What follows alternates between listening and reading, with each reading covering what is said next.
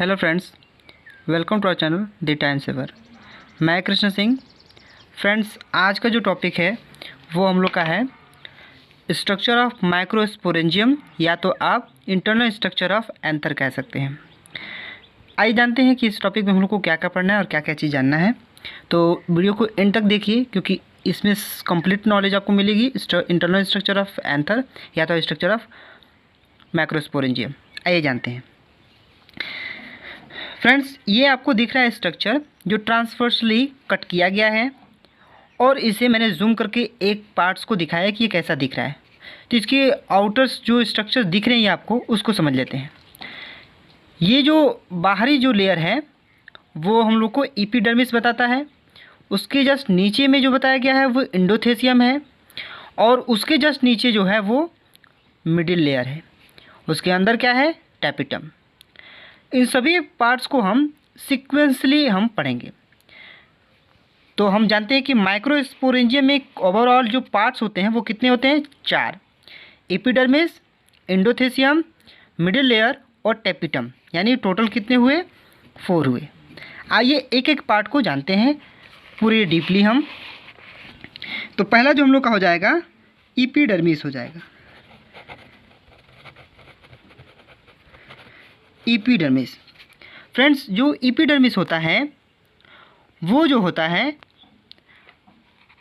Outer layer होता है। क्या होता है? आउटर लेयर होता है, और फर्स्ट लेयर होती है। इसकी विशेषता क्या बता सकते हैं?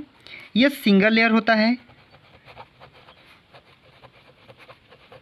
सिंगल लेयर होता है, और साथ ही साथ ये फैटी सेल्स होती है, यानी फैट सेल्स होती है, फैट सेल्स होती है। अच्छा, नेक्स्ट जो लेयर होगी, अब हमको जानना है उसके बारे में, तो वो है एंडोथेसियम। आपको दिख रहा है एंडोथेसियम। आइए उसके बारे में जानते हैं।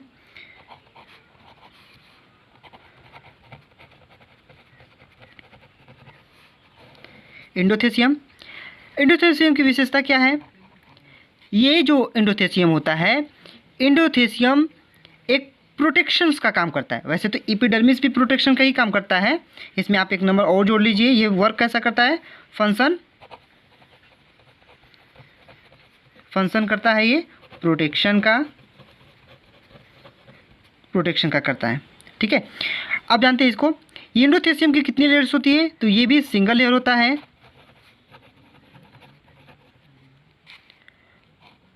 और इसमें क्या होती है? इसमें एक खास तरीके की कोटिंग होती है, एक लेयरिंग होती है। तो इसमें थिक लेयर होती है, किस चीज़ की? वो और कुछ नहीं, कैलोस की होती है। क्या होती है? कैलोस की थिक लेयर होती है। अच्छा, इसका वर्क क्या होता है? इसका भी वर्क प्रोटेक्शन का ही होता है, फंक्शन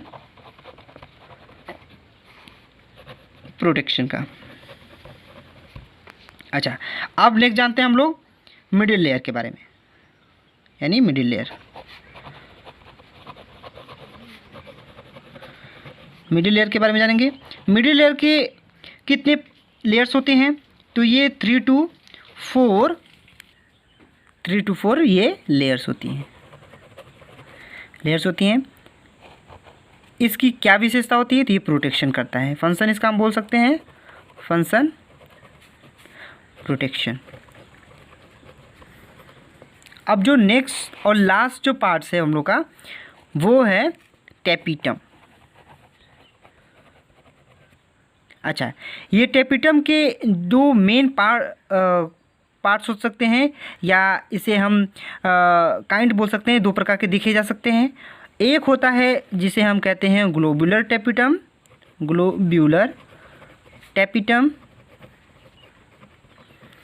और दूसरा होता है एमेबॉइडल।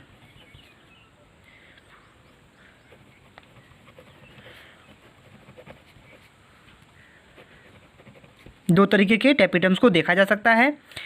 इसके फंक्शन जानने से पहले हम जानते हैं इसके स्ट्रक्चर्स, कैसा स्ट्रक्चर्स दिखता है। तो हम लोग का नेक्स्ट पॉइंट हो जाएगा स्ट्रक्चर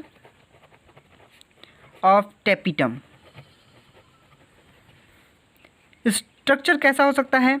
तो आपको बता दूं, ये जो टैपिटम होता है ये थिक होता है, ठीक होता है या थिकन और जो होता है नेक्स्ट वो होता है multi nucleated.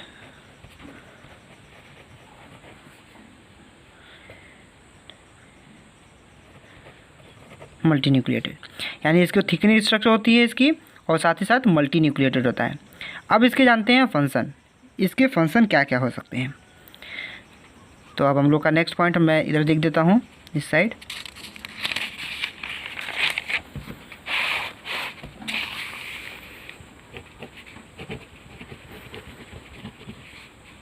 Function of tapetum, पहला हम लोग देखेंगे। ये पहला जो वर्क करता है वो नरिशमेंट प्रोवाइड करने का काम करता है। क्या करता है? Nourishment provide.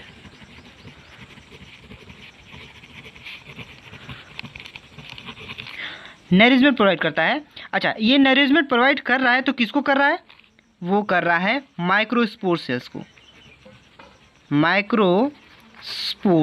माइक्रोस्पोर्स यानी पोलन ग्रेन को,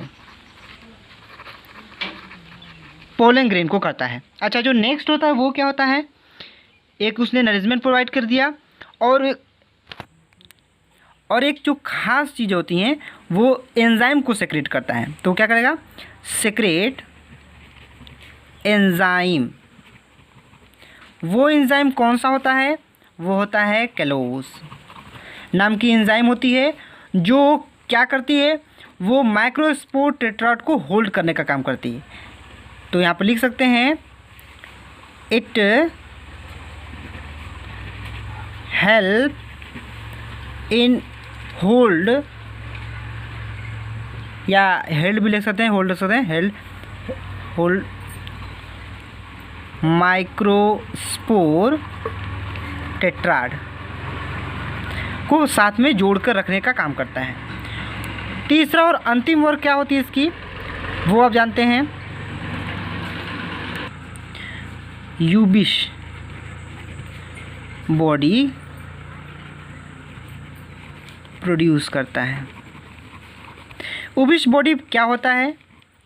ये एक खास तरीके की रिजिड कवरिंग होती है। क्या होती है? रिजिड कवरिंग या रिजिड कोट। ये रिजिड कोट क्या करता है? क्या चीज़ होता है? ये रिजिड कोट और कुछ नहीं, स्पोरोपोलिनिन होता है। क्या होता है?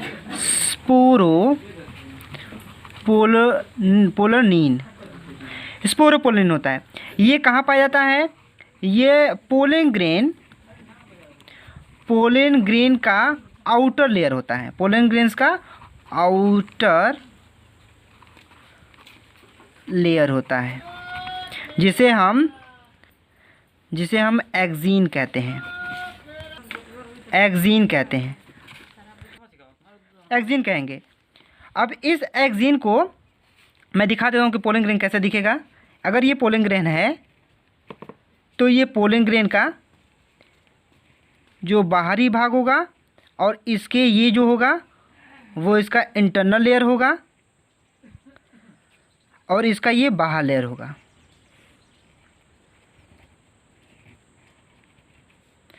तो ये जो कहलाएगा वो एक्जीन कहलाएगा, और इसके अंदर का जो होगा इंटाइन कहलाएगा, और इंटाइन सॉफ्ट होता है। क्या होता है? इंटाइन सॉफ्ट होता है। और एक्साइन जो क्या होता है? हार्ड होता है या रिजिड होता है, जो कि किसी भी एसिडिक मीडियम से या किसी भी चीज़ों से बचाने का काम करता है। तो आई होप आपको समझ में आया होगा कि ये जो मैंने बताया पॉइंट्स कि स्ट्रक्चर ऑफ माइक्रोस्पोरेंजियम, या तो आप उसे इंटरनल स्ट्रक्चर ऑफ एंथर कह सकते हैं। इसमें डिफरेंट लेयर है। हर एक लेयर्स के बारे में मैंने डिस्कशन किया है।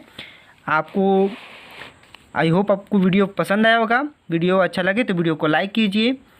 अगर आप इस मेरे चैनल पर नए हैं और इसे वीडियो को आप यूट्यूब चैनल पर देख रहे हैं तो चैनल को सब्सक्राइब कर लीजिए।